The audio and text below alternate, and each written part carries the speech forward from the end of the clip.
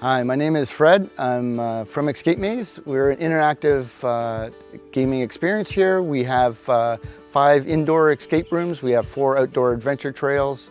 We do glamping here. We have laser tag. We do haunt trails. We do large school groups. We do corporate groups. We do birthday parties. Basically, we entertain people here and on our 130-acre farm. We're here in just south of Peterborough, along the Otonabee River, which is part of the Trent-Severn waterway, and part of the Kawartha, Northumberland region. The tourism fund was a great help to us, especially being with COVID, because there's a lot of things that we wanted to do as far as wanting to turn ourselves into more of a destination.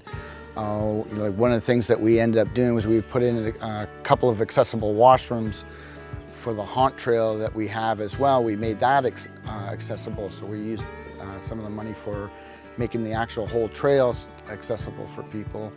And the pavilion that we had, we now have a pavilion, so when we have larger groups here, like school groups, that we can, they can stay out of the rain, but we also made that accessible as well. We've also increased our parking lot because of the increase in business. We needed to increase our parking lot. And we also wanted to introduce some tactical laser tag as well.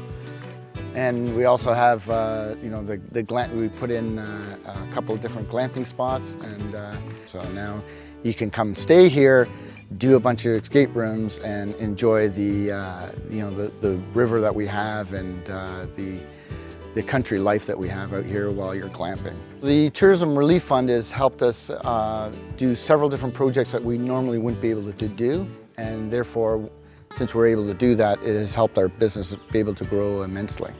We're all about our family entertaining your family, so come out and see us.